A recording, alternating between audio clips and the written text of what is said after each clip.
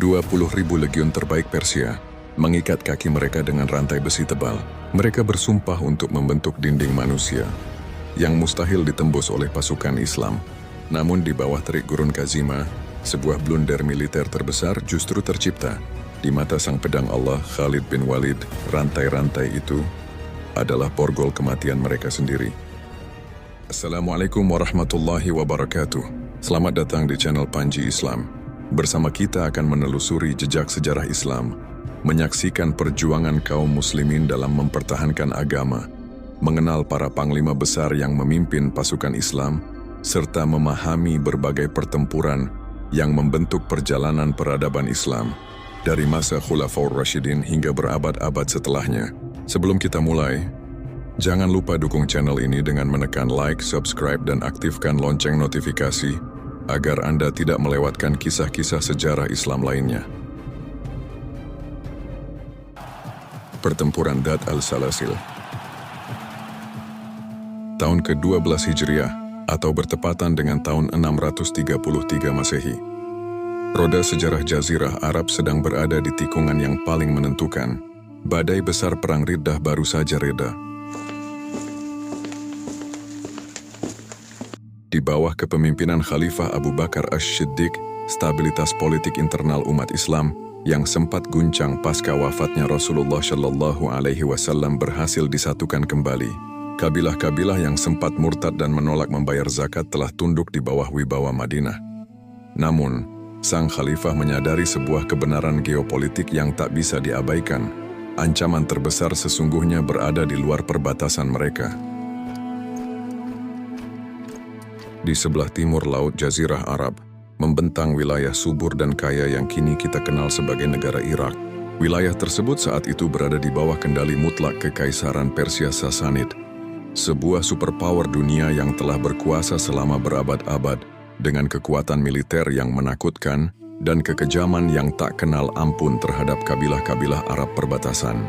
Dalam catatan monumental Imam At-Tabari melalui kitab sejarahnya, Tarikh Ar-Rusul wal Muluk, dijelaskan bahwa Khalifah Abu Bakar Ash-Shiddiq tidak mau menunggu sampai kepungan Persia menghancurkan Madinah.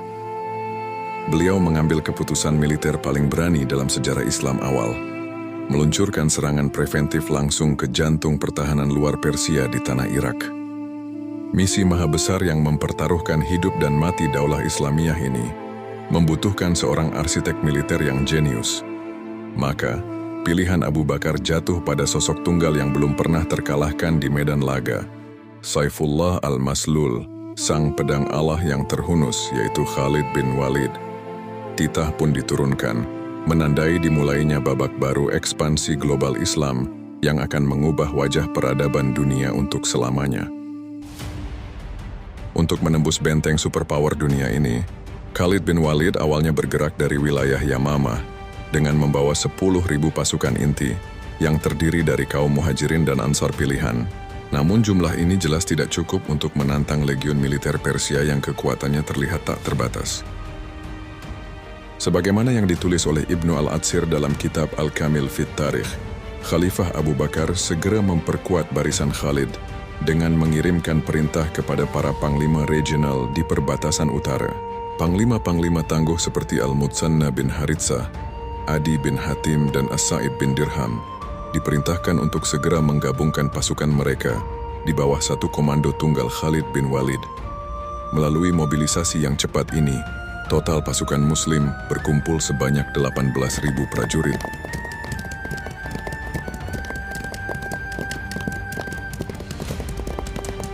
Target pertama yang dibidik oleh Khalid bin Walid adalah Kazima, sebuah wilayah strategis di tepi pantai Teluk Arab yang kini kita kenal sebagai wilayah Kuwait. Kazima adalah urat nadi penting bagi logistik dan perdagangan Kekaisaran Persia. Di tempat inilah, penguasa wilayah perbatasan Persia, seorang jenderal senior yang terkenal sombong, kejam, dan sangat membenci bangsa Arab bernama Hormuz, telah menyiagakan lebih dari 20.000 pasukan infanteri berat yang bersenjata lengkap, siap menyapu bersih pasukan Islam. Sebelum pedang pertama dihunus dan darah pertama ditumpahkan, Khalid bin Walid menerapkan diplomasi psikologis khas militer Islam dengan mengirimkan selembar surat peringatan langsung kepada Jenderal Hormuz. Sejarawan besar Ibnu Katsir mengupas tuntas isi surat legendaris ini dalam mahakaryanya, Al-Bidayah wan Nihayah. Khalid menulis kalimat yang mengguncang mental musuh. Masuklah ke dalam Islam, maka engkau akan selamat. Atau beradalah di bawah perlindungan kami dan bayarlah jizyah. Jika engkau menolak, maka demi Allah, aku akan mendatangi kalian dengan sebuah pasukan yang mencintai kematian, sebagaimana kalian mencintai kehidupan. Membaca surat tersebut, kesombongan Hormuz sebagai bangsawan tinggi Persia terusik hebat. Baginya, bangsa Arab hanyalah sekumpulan orang gurun yang tidak mengerti taktik perang modern. Hormuz memandang gertakan Khalid sebagai penghinaan besar terhadap keagungan Kaisar Persia. Dengan kemarahan yang meluap-luap, Hormuz segera memerintahkan seluruh legiun militernya untuk bergerak ke pos terdepan Kazima, bersumpah untuk menggantung kepala sang panglima muslim di gerbang kota. Namun disinilah kejeniusan strategi Khalid bin Walid yang tak tertandingi mulai diuji. Khalid tahu bahwa pasukan Persia adalah pasukan infanteri berat yang memakai baju besi berlapis-lapis dan memikul perisai logam yang besar. Di medan gurun yang terbuka, beratnya logistik ini bisa menjadi kelemahan fatal jika dikombinasikan dengan cuaca panas yang ekstrem. Berdasarkan analisis taktik militer yang dicatat dalam Tarikh At-Tabari, Khalid sengaja memainkan strategi melelahkan fisik musuh, atau yang dikenal dengan taktik kucing dan tikus. Khalid menyebarkan informasi melalui mata-matanya bahwa pasukan muslim akan tiba melalui rute selatan Kazima, memaksa Hormuz memacu pasukannya berjalan cepat ke sana.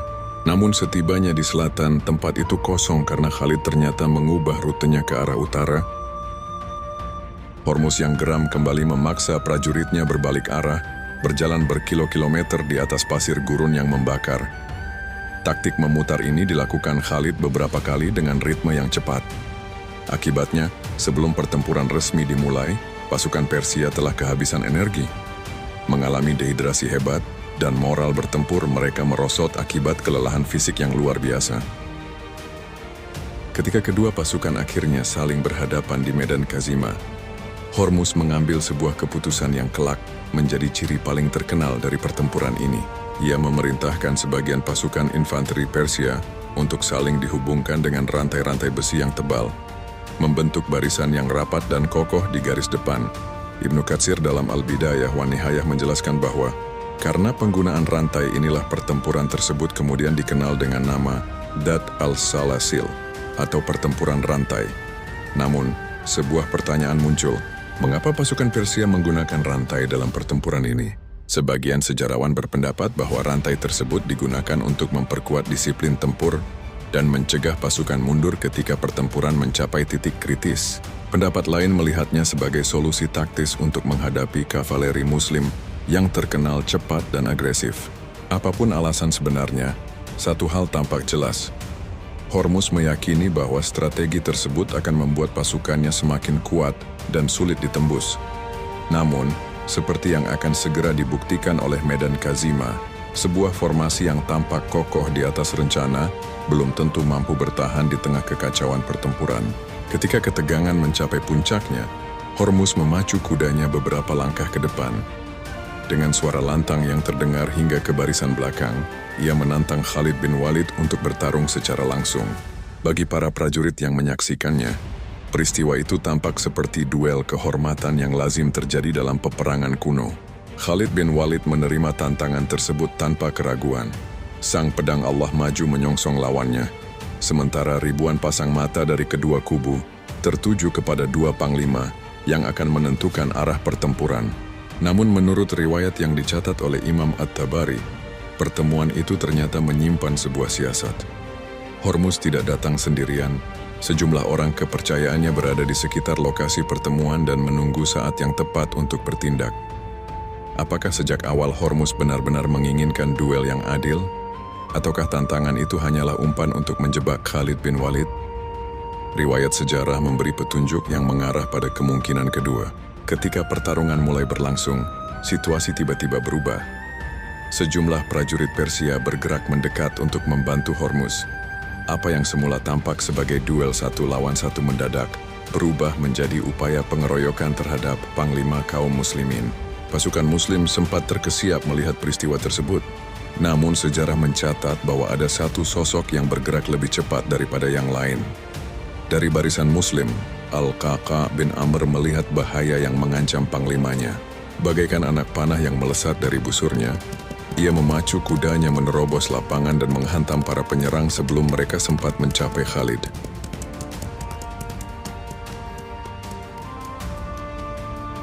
Dalam hitungan detik yang menegangkan, fokus Hormuz terpecah. Khalid bin Walid memanfaatkan momen itu dengan sempurna. Ia membalikkan keadaan dan melancarkan serangan balasan yang mematikan. Tak lama kemudian, Hormuz roboh di atas pasir Kazima. Panglima Persia itu tewas di hadapan pasukannya sendiri. Kematian Hormuz menjadi hantaman psikologis yang sangat berat bagi pasukan Persia. Panglima yang selama ini mereka andalkan tumbang di awal pertempuran. Melihat lawan mulai goyah, Khalid bin Walid tidak membuang waktu. Ia segera mengangkat pedangnya dan memerintahkan serangan umum. Seluruh pasukan Muslim bergerak maju dengan kecepatan penuh. 18.000 prajurit menyerbu bagaikan gelombang yang menghantam bendungan. Pertempuran jarak dekat yang sengit pun pecah di bawah terik matahari Kazima. Di tengah kekacauan itulah konsekuensi dari strategi rantai mulai terlihat. Ketika sebagian prajurit Persia berusaha mundur atau mengubah posisi, gerakan mereka terhambat oleh rantai yang menghubungkan mereka dengan rekan-rekan di sekitarnya. Formasi yang semula dirancang untuk memperkuat pertahanan perlahan berubah menjadi hambatan yang menyulitkan mereka bergerak bebas di tengah pertempuran, seperti yang digambarkan dalam Al-Kamil Fit Tarikh karya Ibnu Al-Atsir. Medan Kazima akhirnya berubah menjadi tempat kehancuran bagi pasukan Persia. Sebagian prajurit tewas di medan perang, sementara yang lain berusaha melarikan diri menuju arah sungai Eufrat. Pertempuran Dat al-Salasil berakhir dengan kemenangan besar bagi kaum muslimin. Kemenangan tersebut menghasilkan ganimah dalam jumlah yang sangat besar. Di antara berbagai perlengkapan militer dan harta berharga yang berhasil direbut, terdapat topi kebesaran atau mahkota milik Hormuz yang bertatahkan permata dengan nilai yang sangat tinggi.